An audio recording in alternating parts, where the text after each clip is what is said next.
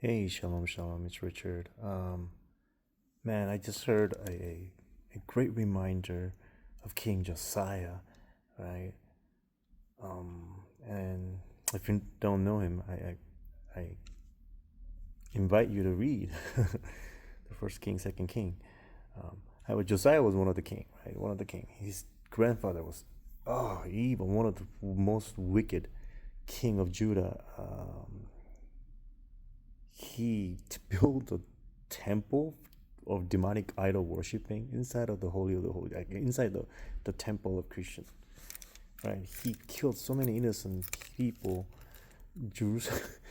Jerusalem, Jerusalem was filled with the blood of innocents.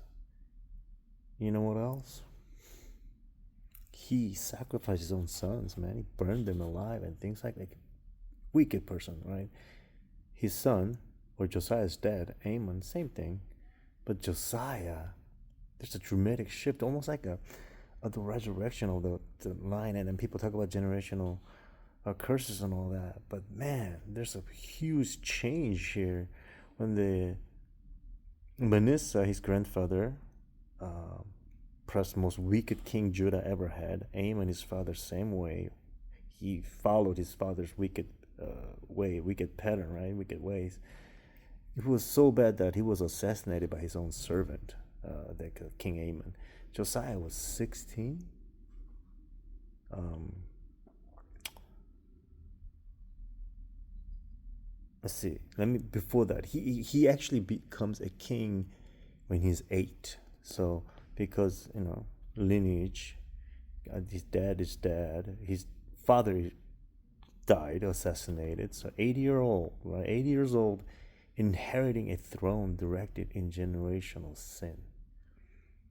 But in 2 Kings 22:2, he walked in all the ways of his father David. Yo, this has to be a shock. I kind of like read through it without really realizing it, but King David was not his father. But why Father David? Why did he walk in his way? Because Josiah realized, oh my goodness, my mom, my dad, and my grandpa, they were evil. Josiah now chooses a different spiritual lineage, right? He reaches back past his immediate family tree. He claimed the covenant faithfulness of David as his true inheritance. In other words, he's basically saying, Josiah is saying, my story will not be defined by Manasseh or Amon, my grandfather or my dad. My story will be defined by the God of David, God of God of Israel, Yahweh. This is why the narrator, I think, uses David's name here, because it signals a return to the covenant. And it is God, because he made the covenant. He was so faithful, even through that ugliness of the generations of evil grandfather and father.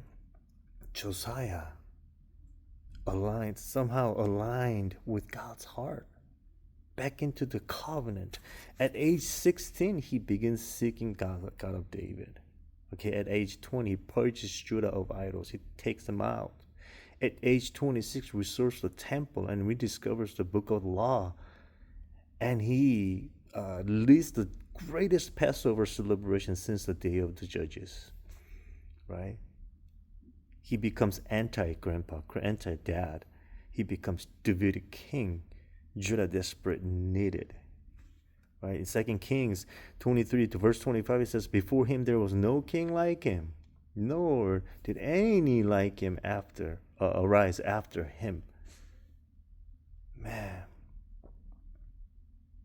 So, even what our background is, guys, God can plant righteousness in the soul of generational ruin. God can raise a faithful heart where none existed before.